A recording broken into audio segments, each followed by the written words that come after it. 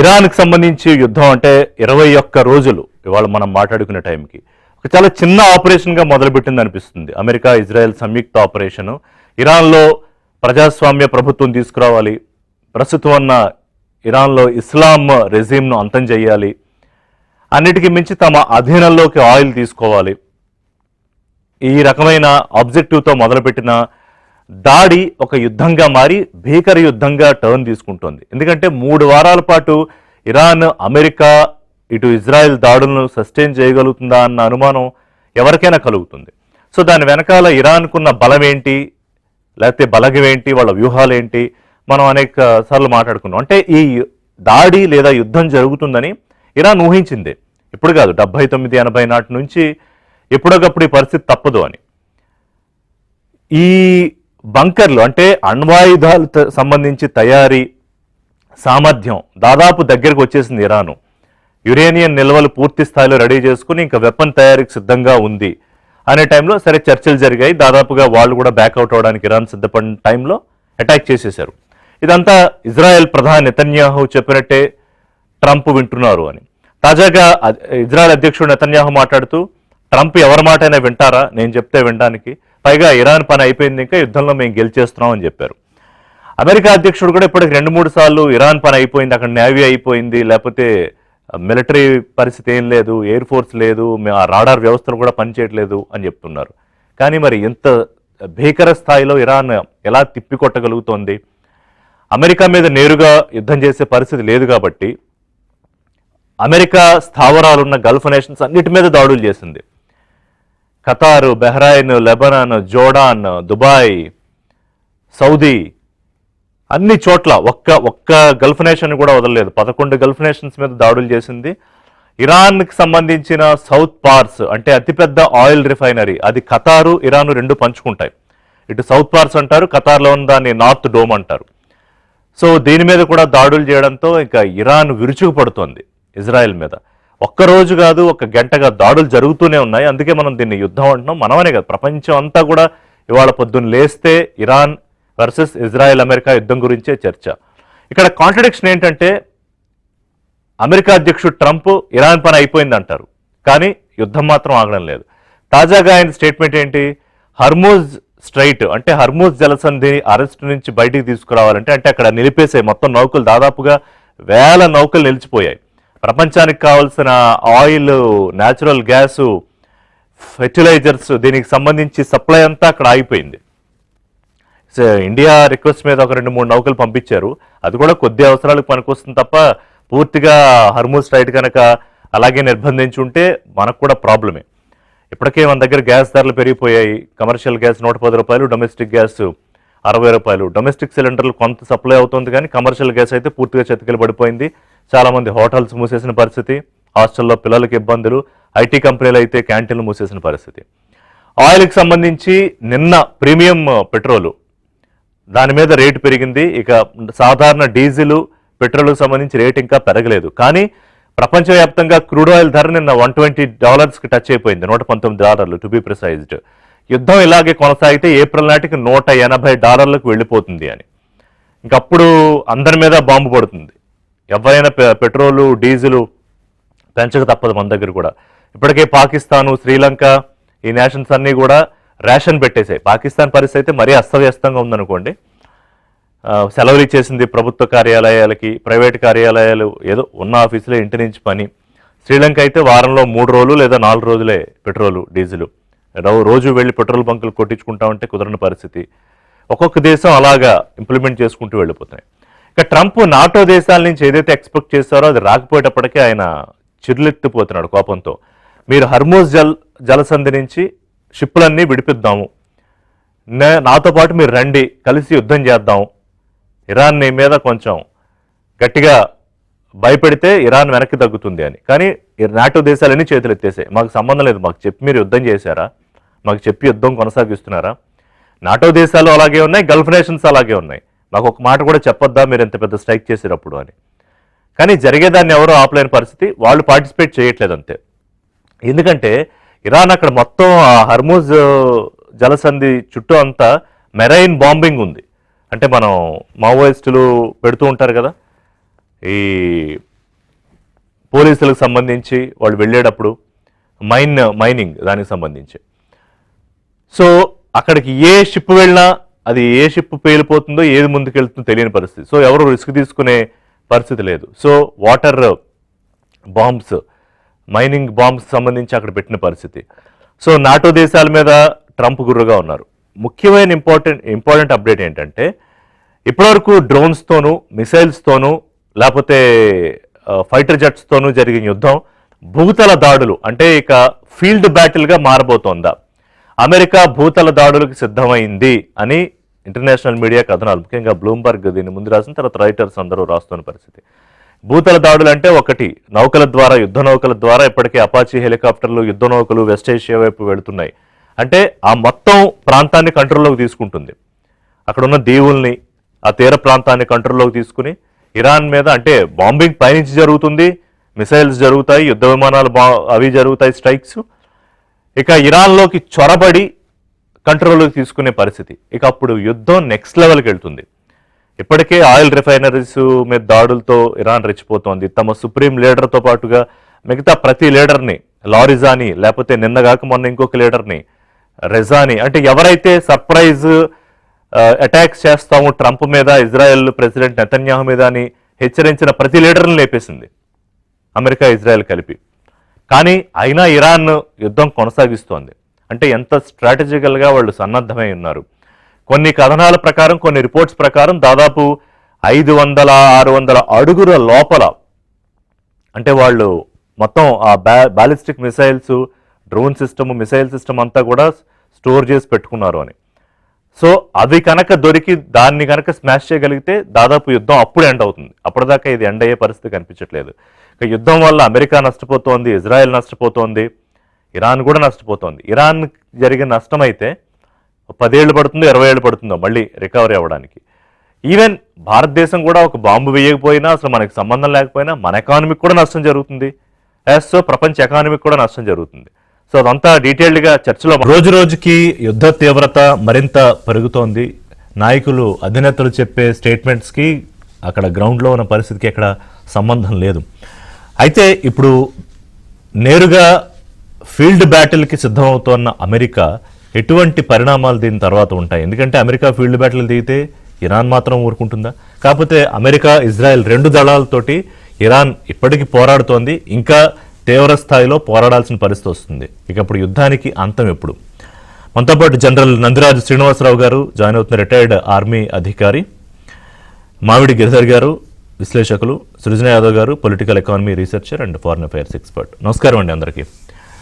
Sir, general Srinivasarao గారు, మనం గత వారం క్రితం మాట్లాడుకున్నాం. అప్పటికి ఇప్పటికి చూస్తే ఇంకా వార్ ఇంపాక్ట్ మరింత పెరుగుతోంది రోజు రోజుకి. ఇంకా మాట్లాడితే గంటకి పెరుగుతోంది.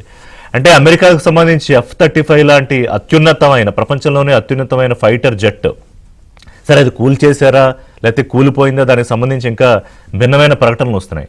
ఆ స్థాయిలో ఇరాన్ ప్రతిఘటన ఉంది. అఫ్ కోర్స్ అమెరికా, ఇజ్రాయెల్ తమ ఆబ్జెక్టివ్ నెరవేరే వరకు, అంటే if it is a clear objective, యుద్ధం చేస్తూనే ఉన్నాయి. సో మీ అంచనా ప్రకారం అమెరికా ఇప్పుడు ఫీల్డ్ బ్యాటిల్కి దిగుతుందా? దిగితే పరిస్థితి ఇంకా తీవ్రమైపోతుందా? Jai Hind co panelist and all viewers of ABN Telugu TV. నా అంచనాలో ఈ యుద్ధం ఇప్పుడప్పుడే ఆగదు. వాళ్ళు త్వరగా ముగిస్తాము అని అనుకున్నారు యునైటెడ్ స్టేట్స్, ఇజ్రాయెల్ ఈ యుద్ధాన్ని. కానీ ఇరాన్ ఎంతవరకు పట్టుబడుతుంది, ఎంతవరకు ప్రతిఘటిస్తుంది అనేది వాళ్ళు అంచనా వేయలేదు. వాళ్ళు నాటో కంట్రీస్ ని కన్సల్ట్ చేయలేదు యుద్ధానికి వెళ్లే ముందు. 9/11 తర్వాత వాళ్ళు నాటో కంట్రీస్ ని కన్సల్ట్ చేశారు. నాటో కంట్రీస్ వాళ్ళకి హెల్ప్ చేయడానికి వచ్చాయి.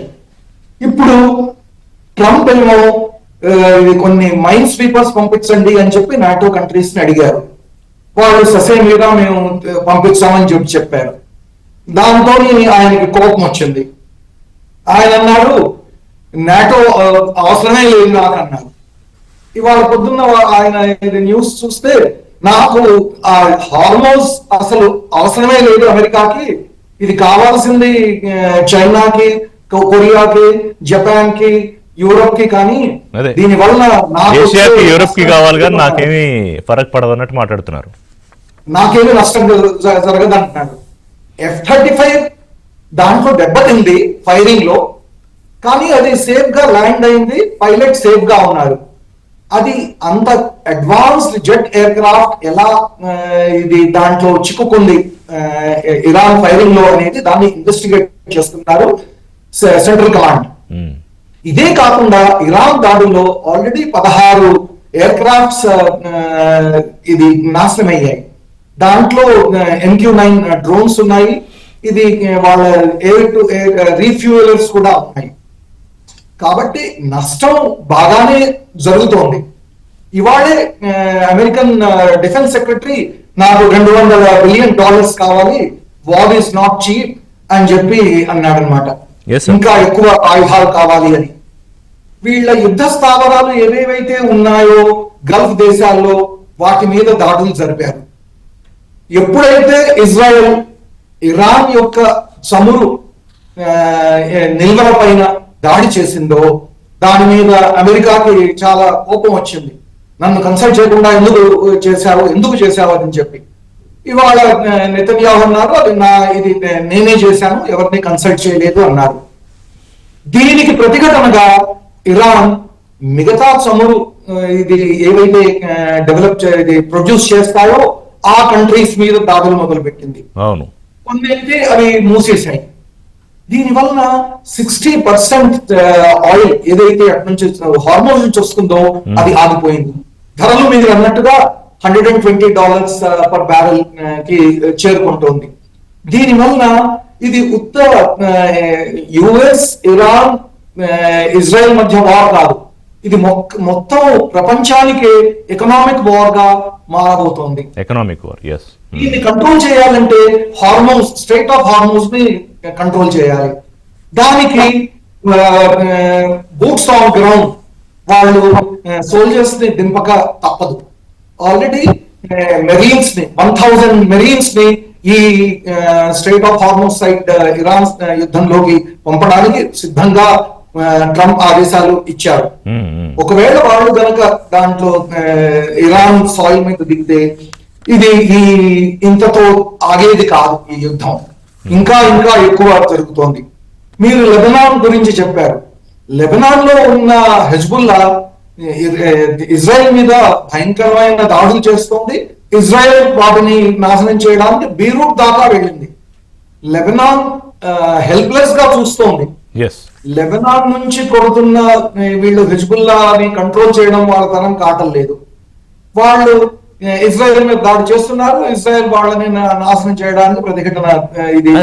ఇందులో అందరూ ఇప్పుడు మొదలు పెట్టింది ఇరాన్ మీద దాడి, అమెరికా ఇజ్రాయెల్ మొదలు పెడితే ఇందులో తప్పనిసరి పరిస్థితుల్లో ఇంక అందరూ భాగం అవ్వాల్సి వస్తుంది ఏదో రూపేణా. మాట్లాడదాం. ఇంకా మీరు ఇందాక ఒక మాట అన్నారు జనరల్ గారు, సో సృజన గారిని ఆ డీటెయిల్స్ అడుగుతా.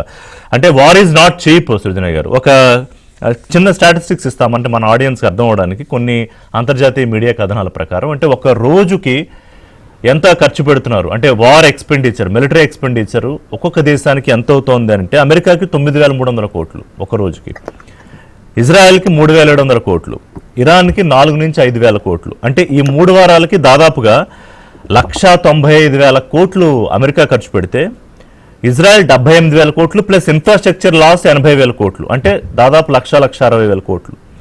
ఇరాన్ అంతా నష్టం కలిపి దాదాపు 9 నుంచి 10 లక్షల కోట్లు. ఇది 3 వారాల యుద్ధానికి.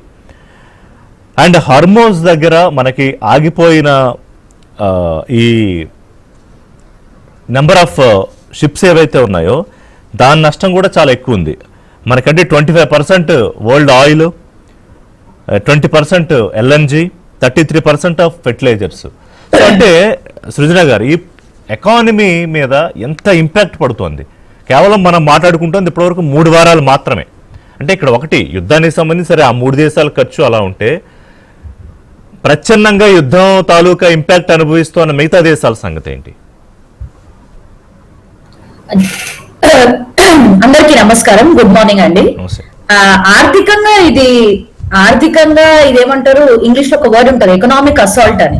అంటే మానవ మనుషుల మీద, మనుగడ మీదనే ఇది అటాక్ లాంటిది. ఎందుకంటున్నామంటే ఒక అప్పట్లాగా రెండు దేశాల మధ్య గొడవలైనా యుద్ధాలైనా కొంత రెండు దేశాల వాటికే పరిమితంగా ఉండేది, ఆ భౌగోళిక ప్రాంతానికే పరిమితంగా ఉండేది. కానీ ఇప్పుడు నేను పదే పదే చెప్పుకుంటా వస్తున్నా, గ్లోబలైజేషన్ అంట, గ్లోబలైజేషన్, ప్రైవేటైజేషన్, లిబరలైజేషన్ అనే ఏవైతే ఈ మూడు పదాలని వరల్డ్ బ్యాంక్ గానీ ఈ వెస్టర్న్ కంట్రీస్ ఎక్స్టెన్సివ్ గా పుష్ చేసి గత 30-40 ఏళ్లుగా అందరం కలిసి ఉండాలి, అన్ని ఆర్థిక వ్యవహారాలు, అన్ని ఆర్థిక పనులు కూడా కలిసి చేసుకోవాలి, కలిసి ఉంటేనే మనకు ఉపయోగపడుతుందనే ఒక ఎజెండా తోటి ఏదైతే ముందుకొచ్చిండ్రో ఆ ఎజెండాలో మంచి ఇప్పుడు చాలా మంది ఏమనుకుంటారు, అమెరికాలో తిరిగే బర్గర్లు ఇక్కడ తినొచ్చు, అక్కడ కట్టుకునే బట్టలు ఇక్కడ వేసుకోవచ్చు, అక్కడ కొనుక్కునే కార్లు ఇక్కడ కొనుక్కోవచ్చు అని అంటున్నారు.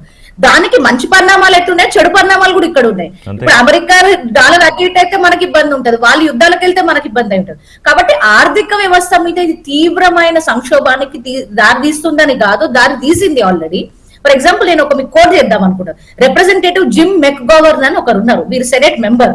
వారు నేను ఒక స్టేట్మెంట్ ఇచ్చినారు. ట్రంప్ $200 million న్యూట్రిషన్ ప్రోగ్రామ్స్ ఎవరైతే అమెరికాలో ఉన్న పిల్లలకి, పబ్లిక్ స్కూల్స్ లో చదివే పిల్లలకి, లేదా రెఫ్యూజీ పిల్లలకి, లేదా చుట్టుపక్కల ఉండే అన్ని పిల్లలకి, అంటే చైల్డ్ న్యూట్రిషన్ ప్రోగ్రామ్, మన ఐసిడిఎస్, మన అంగన్వాడీ ఇండియాలో ఎట్లయితే ఉంటుందో దానికి కావాల్సిన న్యూట్రిషన్ ప్రోగ్రామ్స్ ప్రీవియస్ గవర్నమెంట్ నుంచి ఈ గవర్నమెంట్ కి వస్తే $200 billion ఒకటే రోజు కట్ చేశారు. ఎందుకంటే యుద్ధం చేస్తున్నాం మేము, యుద్ధానికి డబ్బులు సరిపోవని ఏదైతే, అంటే కేవలం అదేదో భారతదేశంలో, శ్రీలంక, బంగ్లాదేశ్ లో కాదు, అమెరికన్ లో ఉండే పిల్లలు. ఎందుకంటే అమెరికన్ లో పదే పదే చెప్తారు కదా, మేము ఏది చేసినా మా కోసం కాదు, మేము భావితరాల కోసం చేస్తాము, మా పిల్లల కోసం చేస్తాము, ఆ పిల్లల బాధ్యత అందరి బాధ్యత అని ఏదైతే ఈ పుస్తకంలో ఉండే తర్కం లాంటి ముచ్చట్లన్నీ చెప్తా ఉంటారు. అంటే ఎక్స్ట్రీమ్ ఫిలసాఫికల్, ఐడియాలజికల్, ఏదో ప్రపంచానికి మొత్తము ఐడియాలజికల్ థాట్ లీడర్షిప్ మేము ఇస్తున్నామనే ఆలోచనల విధానంలో ఏదైతే అమెరికన్స్ చెప్తా ఉంటారో, అమెరికన్ లీడర్స్ చెప్తా ఉంటారో, వాళ్ళ సొంత పరిస్థితి ఇది. $200 billion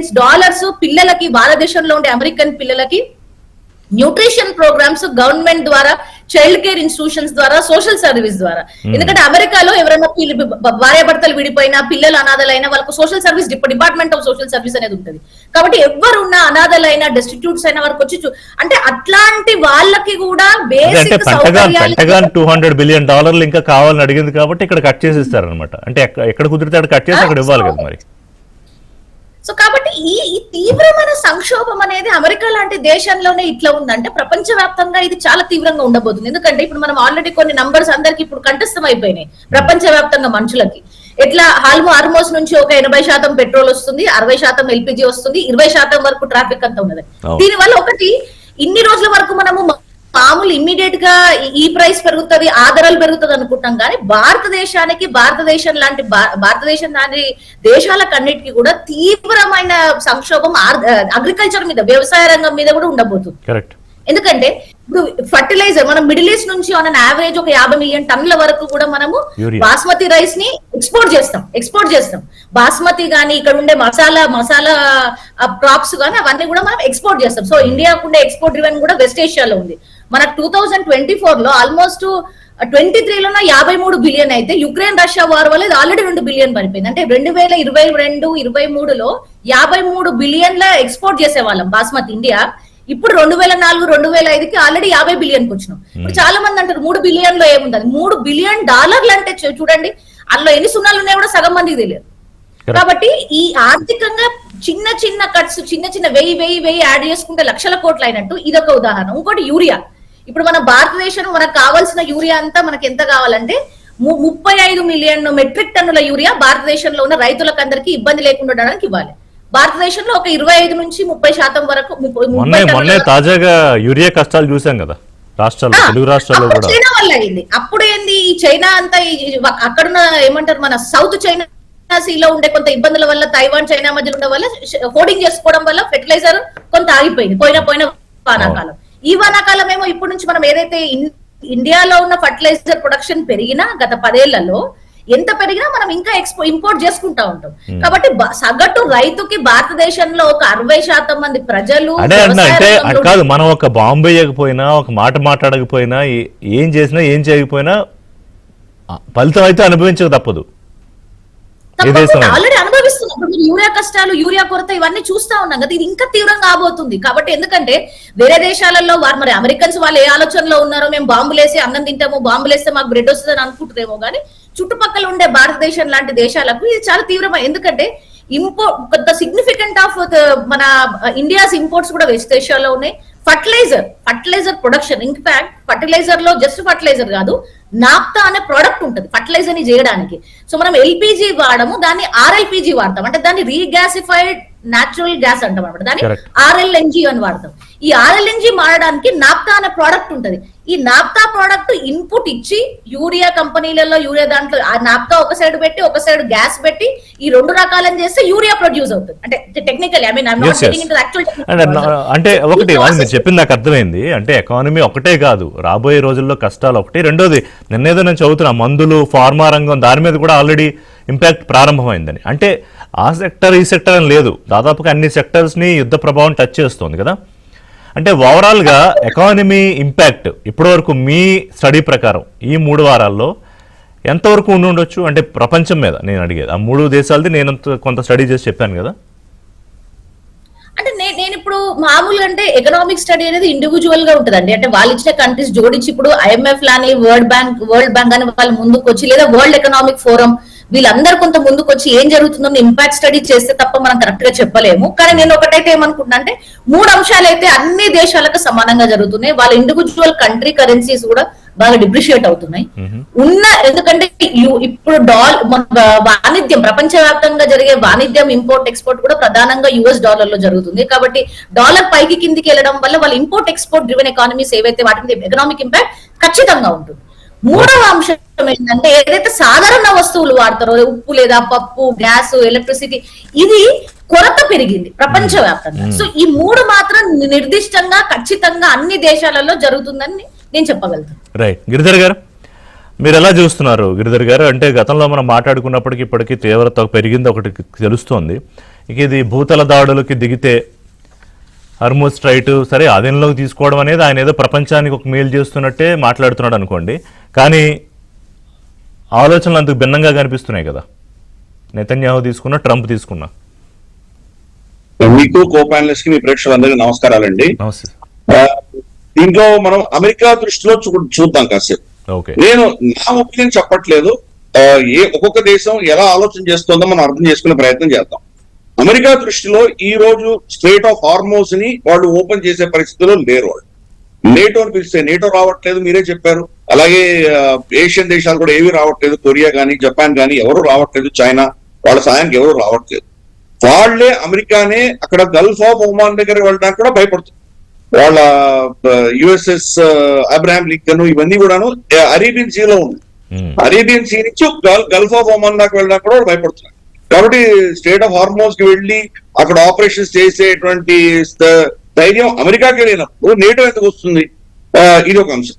కాబట్టి ఇప్పుడు అమెరికా దృష్టిలో ఈ స్ట్రేట్ ఆఫ్ హార్మోజ్ నుంచి వెకేట్ చేయించి ఇరాన్ ని అక్కడ ఒత్తిడి, ప్రెషర్ తగ్గించడానికి ఇరాన్ మీద ఎటువంటి ఒత్తిడి తెస్తే ఇరాన్ లొంగుతుంది అని అమెరికా ఆలోచన చేస్తే కనుక వాళ్ళకి సమాధానం ఏమొచ్చింది? అది కర్గ్ ఐలాండ్ మనం అధీనంలో తీసుకోవాలి. కర్గ్ ఐలాండ్ మనం అధీనంలో తీసుకుంటే 90% ఇరాన్ యొక్క చమురు అక్కడి నుంచే వెళుతుంది. కాబట్టి ఈ రోజు యుద్ధం చేయడానికి వాళ్ళకి కావాల్సిన ధనం ఇప్పటికి కూడా అక్కడి నుంచి ఆయిల్ ఎక్స్పోర్ట్ చేస్తున్నారు. స్ట్రేట్ ఆఫ్ హార్మోజ్ నుంచి వెళ్తున్నటువంటి షిప్లన్నీ కూడాను ఇరానియన్ ఆయిల్ మాత్రమే వెళ్తున్నాయి, అవి చైనాకు వెళ్తున్నాయి. కాబట్టి అది మన అధీనంలో తీసుకుంటే ఇంకా వాళ్ళకి పైసలు రావు, కాబట్టి వాళ్ళు దాసోహం అంటారు. అప్పుడు వాళ్ళ మీద ప్రెషరైజ్ చేసి స్ట్రేట్ ఆఫ్ హార్మోజ్ ఓపెన్ చేయొచ్చు అన్న ఒక నిర్ణయానికి ఈరోజు అమెరికా వచ్చింది. అందుకనే 2500 మంది మెరైన్స్ ని ఈ రోజు పంపించాడు ఆయన అక్కడికి. మనకు వెస్ట్ ఏషియా, దాన్ని మనం మిడిల్ ఈస్ట్ అనకూడదు, మనం పదే పదే చెప్పుకుంటున్నాం. అది మనకు వెస్ట్ లో ఉంది, ఏషియాకి వెస్ట్ లో ఉంది. అది ఒక బ్రిటిష్ యూరోసెంట్రిక్ వ్యూ, అది మిడిల్ ఈస్ట్ అనడం. అందుకని మన దృష్టిలో పశ్చిమాసియా, వెస్ట్ ఏషియాలో జరుగుతున్నటువంటి ఈ పరిస్థితికి 2500 మందిని అదనంగా పంపించాడు, మెరైన్స్ ని పంపించాడు. బాగానే ఉంది. గల్ఫ్ ఆఫ్ హార్మోజ్ దగ్గర కూడా మనుషులు పెట్టారు అనుకుందాం కాసేపు. కానీ వీళ్ళ షహీద్ డ్రోన్స్ 1000 కిలోమీటర్ల దూరం నుంచి ఫైర్ చేయగలుగుతారు. సో దాన్ని మనం ఎలా ఆపగలం? ప్లస్ మనకు సాఫ్ట్ అండర్ బెల్లీ అంటాం. మనం ఏదైనా యుద్ధం చేసినప్పుడు మనకు మీరు మీ షిప్ల మీద, మీ యొక్క యుద్ధ నావకల మీద మీరు షీల్డ్ పెట్టుకోవచ్చు. కానీ ఒక ఆయిల్ ట్యాంకర్ మీదో గ్యాస్ ట్యాంకర్ మీదో వాళ్ళకైనా బాంబులు వేసేదని మీరు ఆపగలిగే శక్తి మీకు ఉందా? 100% ఇన్సెప్షన్ లేదు మీకు, దాని ఇంటర్సెప్షన్ కెపాసిటీ లేదు. 10% మిసైల్స్ తప్పినా చాలు వాళ్ళకి. ఈ రోజు లేటెస్ట్ న్యూస్ మనకి ఏమొస్తుందంటే 2 మిసైల్స్ వాడు డియాగో గార్సియా మీద ఫైర్ చేశారు. అంటే ఈ USS Abraham Lincoln Arabian Sea మీద ఉంది. అరేబియన్ సీ లో కూడా ఇంకా ఎక్కడో ఇండియన్ ఓషన్ లో ఉన్నటువంటి డియాగో గార్సియా, అంటే మనకి శ్రీలంకకి దక్షిణంలో ఉన్నటువంటి డియాగో గార్సియా మీద వీళ్ళు టార్గెట్ చేసి 2 మిసైల్స్ ఇరాన్ ఫైర్ చేసింది. 2500 కిలోమీటర్ల దూరంలో ఫైర్ చేసింది. అఫ్ కోర్స్ ఆ 2 సక్సెస్ అవ్వలేదు, కానీ మెసేజ్ ఏం పెడుతోంది, అది మా మీద ఎప్పుడైనా దాడి జరగచ్చని వాళ్ళు అక్కడ కూడా వాళ్ళు యాంటీ ఎయిర్ బ్యాటరీస్ పెట్టుకోవాల్సిన పరిస్థితి ఇవ్వచ్చు. అంటే వాళ్ళ స్థావరాలని గల్ఫ్ లో రక్షించుకునే పరిస్థితిలో అమెరికా లేదు. వాళ్ళ అలైన్స్ ఎవరైతే ఉన్నారో మనకు అక్కడ ఉన్నటువంటి గల్ఫ్ దేశాలను వాళ్ళని రక్షించలేనటువంటి పరిస్థితి. ఎక్కడో ఉన్నటువంటి డియాగో గార్సియానే ప్రొటెక్ట్ చేసుకుంటా ఈ పరిస్థితిలో స్టేట్ ఆఫ్ హార్మోస్ ఏమేమి ఓపెన్ చేయగలరు వాళ్ళు. కాబట్టి ఈరోజు అమెరికాకు ఉన్నటువంటి ఏకైక ఆప్షన్ ఏంటంటే కర్గ్ ఐలాండ్ ని కబ్జా చేసుకోవడం.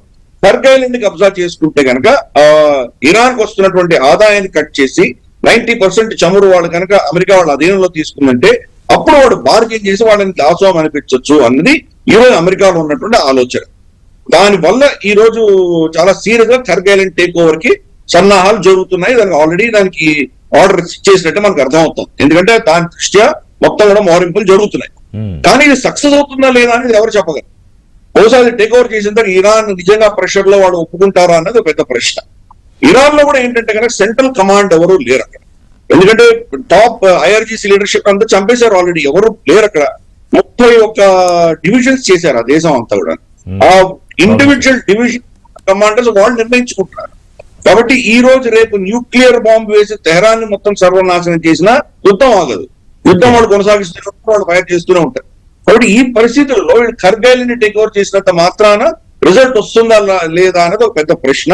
ప్లస్ కర్గ్ ఐలాండ్ లో ఉన్నటువంటి అమెరికన్స్ సురక్షితంగా ఉంటారా? ఈ షహీన్ డ్రోన్లు, ఈ మిజైల్స్ మనకు అక్కడెక్కడో యోగా గార్డ్స్ దాకా ఫైర్ చేయగలగాలి.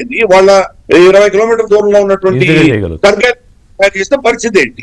కాబట్టి అమెరికన్ డెడ్ బాడీస్, వాళ్ళ సైనికుల శవాలు మళ్ళీ వెనక్కి తిరిగి వస్తే అమెరికాలో ఎటువంటి పరిస్థితి ఉంటుంది? సో ఇవన్నీ కూడా ఏంటంటే ఎమర్జింగ్, దీన్ని ఎవరు చెప్పలేరు, ఇది ఏ దిశగా పెడుతుంది. అమెరికాలో ఒక స్టడీ ప్రకారం 55 నుంచి 60% మంది ప్రజలు తీవ్ర వ్యతిరేకతతో ఉన్నారు ఈ యుద్ధానికి సంబంధించి ట్రంప్ మీద వస్తుంది కదా.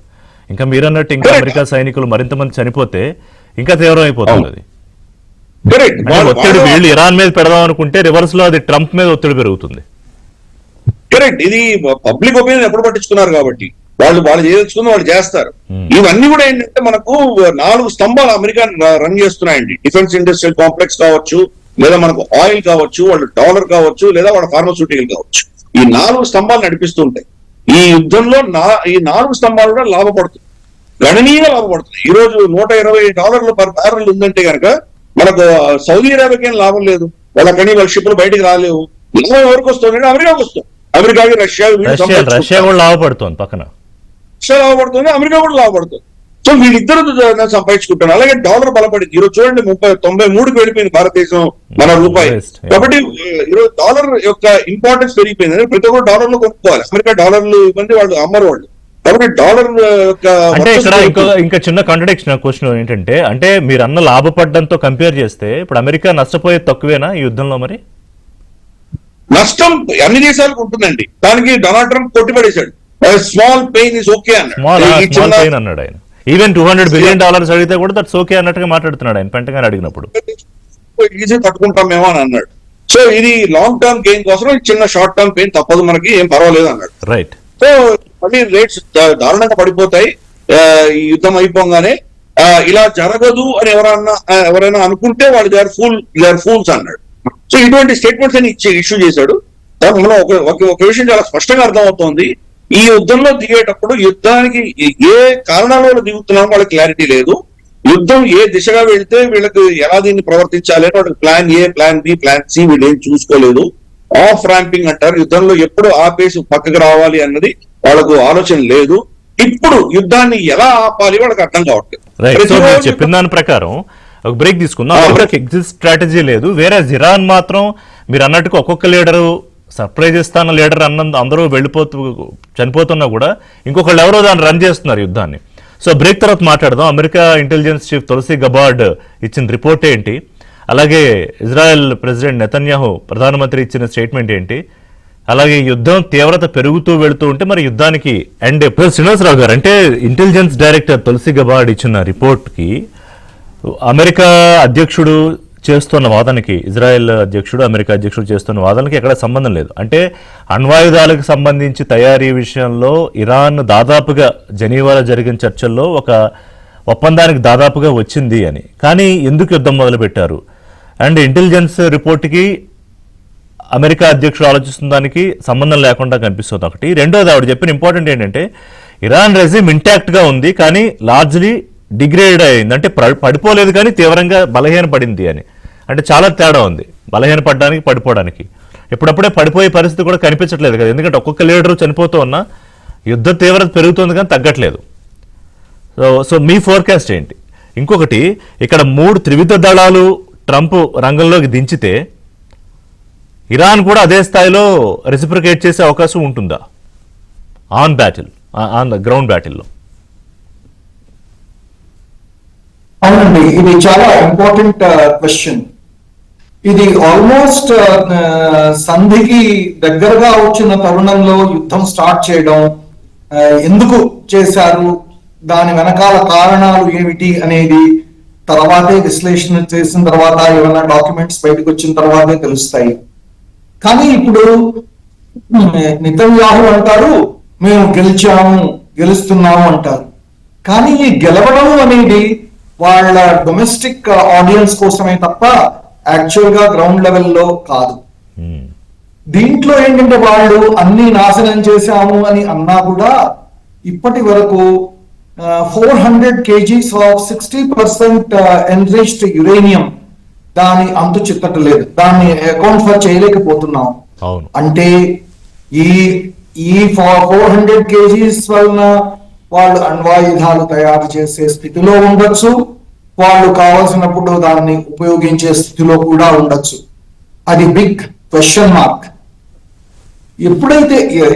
ఎప్పుడైతే యునైటెడ్ స్టేట్స్ వాళ్ళ మెరీన్స్ ని బూట్స్ ఆన్ గ్రౌండ్ ఇరాన్ మీద చేరుస్తుందో, దాంట్లో యుద్ధానికి మొదలు పెడుతుందో, ఇరాన్ కూడా ఈక్వల్లీ కాంపిటెంట్ అక్కడ భూమి మీద యుద్ధం చేయడంలో.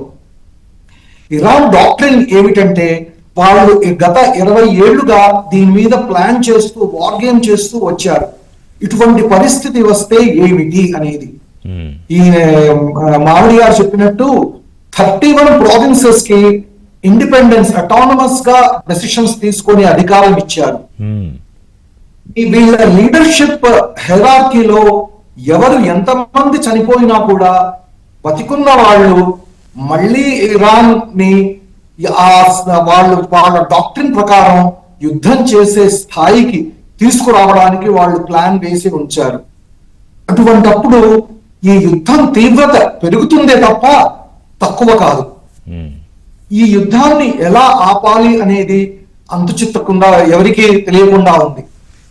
భారతదేశం మాట్లాడినా, చైనా మాట్లాడినా, రష్యా మాట్లాడినా వీళ్లే కానీ గ్లోబల్ సౌత్ వీళ్లతోని మాట్లాడగలరు.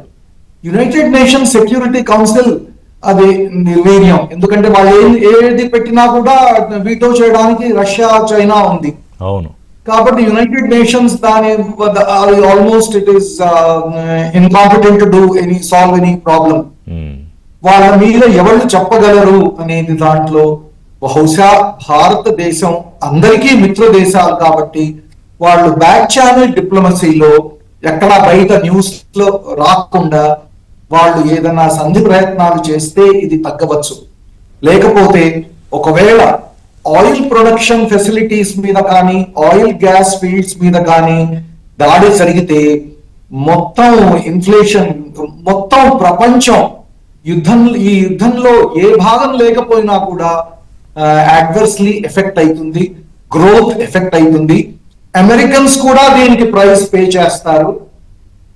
అంటే ఇప్పుడు ఈ కర్గ్ ద్వీపంలో ఆయిల్ రిఫైనరీస్ వదిలిపెడితే మిగతా అన్ని చోట్ల కూడా దాడులు జరిగాయి. ఆల్మోస్ట్ ప్రతి పెద్ద ఆయిల్ రిఫైనరీస్ మీద, చమురు కేంద్రాల మీద దాడులు జరిగాయి కదా.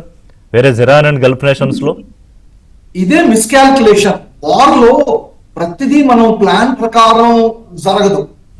ఈ మిస్కాల్కులేషన్ లో ఇరాన్ వచ్చి ఎప్పుడైతే దీని మీద ద్వీపం మీద దాడి చేసిందో వెంటనే ఇరాన్ రిటాలియేట్ చేసింది.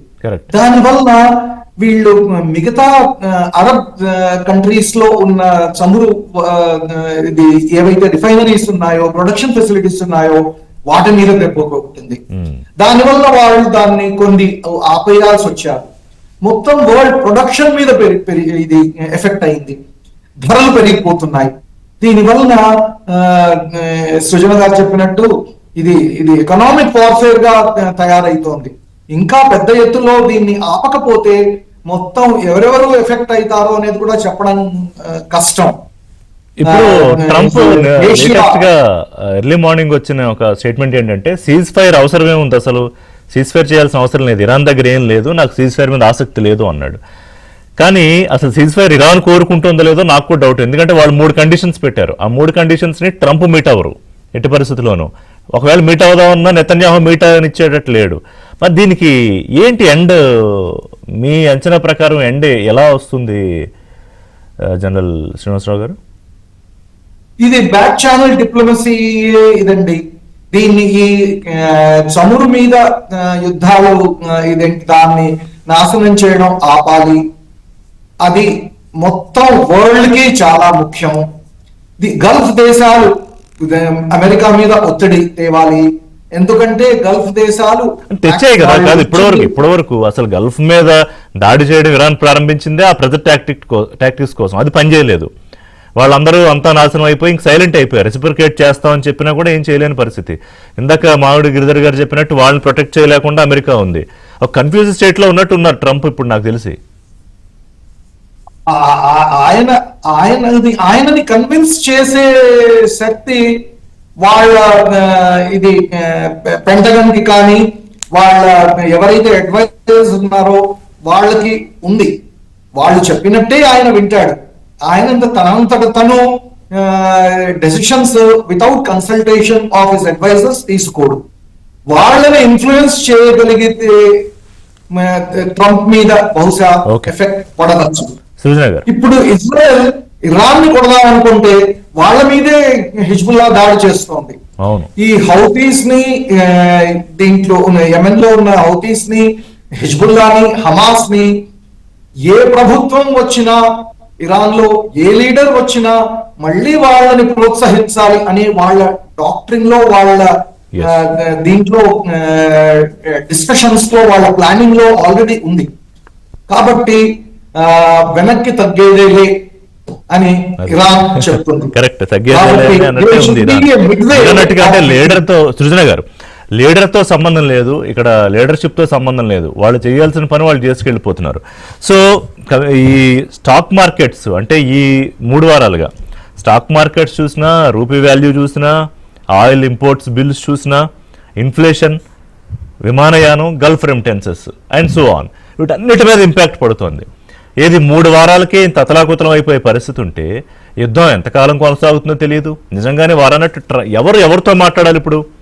ట్రంప్తో ఎవరు మాట్లాడాలి? ఆయన ఎవరి మాట వింటాడు? Trump played by Israel prime minister Netanyahu అని అంటున్నాము. కొంతమంది ఏమో భారత్ ఇంటర్వ్యూని అవ్వాలన్నారు. గతంలో మీరు కూడా అభిప్రాయం వ్యక్తం చేశారు. అసలు ఇప్పుడు అలాంటి పరిస్థితి ఏమైనా ఉందా? ఇట్స్ అంటే అంత క్లియర్గా ఉందా పిక్చర్? దీనికి ఒక రెండండి. ఒకటి కొంచెము ఐడియాలజికల్ లెవెల్లో అసలు ఇది ఇట్లా జరగడానికి కారణం ఏందనేది నేను చెప్పదలుచుకున్నా. ఒకటేంటంటే మీరు ఒక 20-30 ఏళ్ల నుంచి చూసినట్లయితే ఏ దేశాల మధ్య ఎక్కడ గొడవ వచ్చినా పక్క దేశాలన్నీ కూడా ఇవి మాకు సంబంధం లేదు, మేము అందులో లేం కదా, మాకు ప్రత్యక్షంగా దానివల్ల ఇంపాక్ట్ ఏం లేదు కదా, మా అంతలో మేము మా పని చూసుకుంటాము. ఇప్పుడు యుఎస్ఏ వెళ్ళి వెనిజులా అని అన్నా కానీ యుఎస్ఏ వెళ్ళి వేరే వాళ్ళంటే మనకి ఏమైందిలే, మనం ఎందుకు వెళ్ళాలి అనే ఆలోచనలో ప్రపంచ దేశాలన్నీ కూడా ఒక 20-30 ఏళ్ల నుంచి ఉన్నాయి. దీని ఉండడం వల్ల ప్రధానంగా ఒక మేజర్ ఇంపాక్ట్ ప్రభావం దీని మీద అంటే అంతర్జాతీయ సంస్థలు, అంతర్జాతీయ శాంతి ఉండాలి, శాంతి నెలకొల్పాలి అనే సంస్థలు ఏవైతే ప్రపంచ యుద్ధాలు అయిపోయినాక మనం ఏర్పాటు చేసుకున్నామో వాటిని నిర్వీర్యం మొదలైంది. మీరు మొదలే ఇవన్నీ ఉంటాయి అంటే ఇప్పుడు ఉదాహరణకి ఎట్లా వేయాలంటే 2 వ్యక్తులు కొట్లాడుకున్నప్పుడు థర్డ్ పార్టీ అనే వాళ్ళు ఉండాలి కదా. అసలు థర్డ్ పార్టీ అవసరమే లేదు, మేము తేల్చుకుంటామంటే అసలు ఏమైనా సంధి కుదుర్చడానికి సంక్షోభం ఉన్నప్పుడు ఇంకా వాళ్ళ పాత్ర ఎందుకుంది?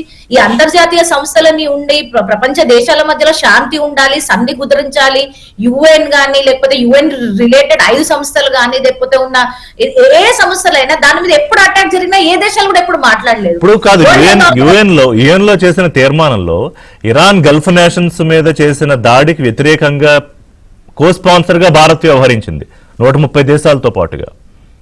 చాలా వరకు ఇట్లా జరిగింది. కాబట్టి ఇంకోటి చాలా వరకు మనం ఏమనుకుంటాం, మనం యుఎస్ తోటి ఫ్రెండ్షిప్ అయిపోయింది కదా, యుఎస్ ఇండియా, యుఎస్ భారత్ మంచి దేశాలు ఉండాలి, వేరే వాళ్ళతో మనకు సంబంధం లేదు, యుఎస్ రష్యా కలిసి ఉండాలి, మన వేరే వాళ్ళతో సంబంధం లేదు, యుఎస్ చైనా కలిసి అంటే ఇండివిజువల్ గా దేశాలతోటి మన సంబంధాలు చేసుకున్నట్టు ఫోకస్ ఉంది తప్ప, అంటే మన దేశమే కాదు ప్రపంచ వ్యాప్తంగా గ్లోబల్ ట్రెండ్.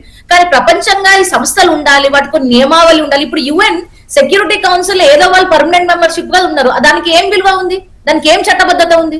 జనరల్ అసెంబ్లీలో ఉన్నారు, జనరల్ అసెంబ్లీలో వెళ్ళి స్పీచ్ ఇచ్చి రావడం తప్ప జనరల్ అసెంబ్లీలో ఏం జరుగుతుంది? అంటే ఇప్పుడు చిన్న పిల్లలు మీరు చూసినట్లయితే ఇంటర్నేషనల్ స్కూల్స్ లలో దేశవ్యాప్తంగా యుఎన్ అని జరుగుతూ ఉంటది, మాక్ యునైటెడ్ నేషన్. అంటే యునైటెడ్ నేషన్ లో ఎట్లా అంటే లాస్ట్ కి అది పిల్లలు ఆడుకోవడానికి, పిల్లలు ఒక ఎక్స్ట్రా కరిక్యులర్ యాక్టివిటీ లాగా యుఎన్ అనే సంస్థని ఎంతో, అసలు యుఎన్ ని బ్రిటన్ వుడ్ సిస్టమ్ ని తేవడానికి కొన్ని 20 ఏళ్ళు పట్టింది. అంటే అన్ని దేశాలను ఒప్పించి ఇట్లా యుద్ధాలు జరిగిన యుద్ధాల వల్ల మనకు మంచిది కాదు, యుద్ధాలు జరగొద్దు, మానవాళికి ఇది వ్యతిరేకము, యుద్ధాల వల్ల ఎప్పుడు బాగుపడే రోజులే లేవు, ఈ ప్రిన్సిపల్స్ ఉండాలి, ఈ నియమావళి ఉండాలి, ఒక ఒప్పందం లేకుండా ఒక రాజ్యాంగం లాంటిది ఉండాలి, దాని విలువలు మనం ట్రంప్ లాంటి ఒక ప్రెసిడెంట్ వచ్చిన తర్వాత అమెరికాకి డజంట్ కేర్ ఎనీ సిస్టమ్ కదా. ఇప్పుడు యుఎన్ నుంచి ఫండ్స్ ఆయన విత్డ్రా చేసేసాడు, పీస్ మిషన్ కోసం నేనే ఒక పీస్ మిషన్ పెడతాను, మీరు ఫండ్స్ ఇవ్వండి అన్నాడు.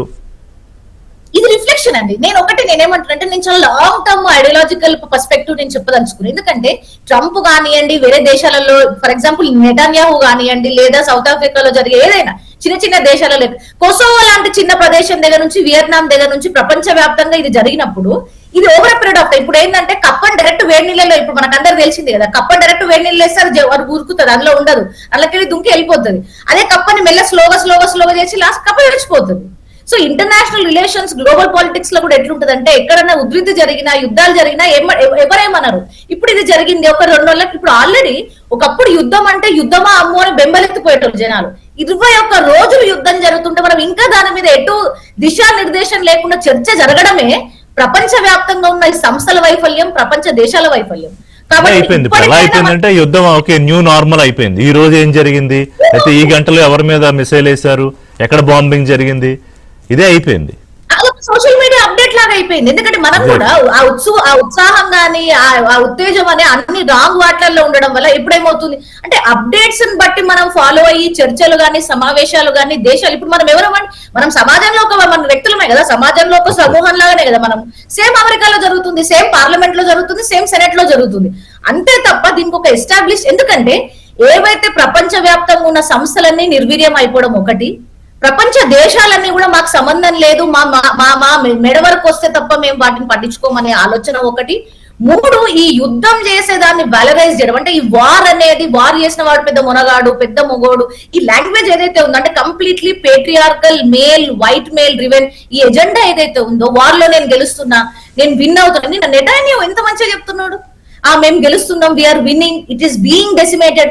వారు పాస్ట్ టెన్స్ లో మాట్లాడలేదు, ఫ్యూచర్ టెన్స్ లో మాట్లాడలేదు, అంటే ప్రెసెంట్ టెన్స్ లో మాట్లాడుతున్నారు. మేము we are being decimated, being winning అని. సో ఈ సార్ట్ ఆఫ్ వార్ మెంటాలిటీ, ఈ 2 నేను చెప్పిన వాటితో ఏంటంటే ఈ సంక్షోభం ఇంకా తీవ్రతరం అయిపోతుంది. ఇంకోటి నేనేమనుకుంటున్నా అంటే ఇంకా 10-15 రోజులు కనుక ఇది ఎటు డెడ్ లాక్ వరకు వెళ్ళినా గానీ దీని ఇంపాక్ట్ నెక్స్ట్ ఒక 5 ఏళ్ల వరకు మన అందరి మీద ఉంటుంది.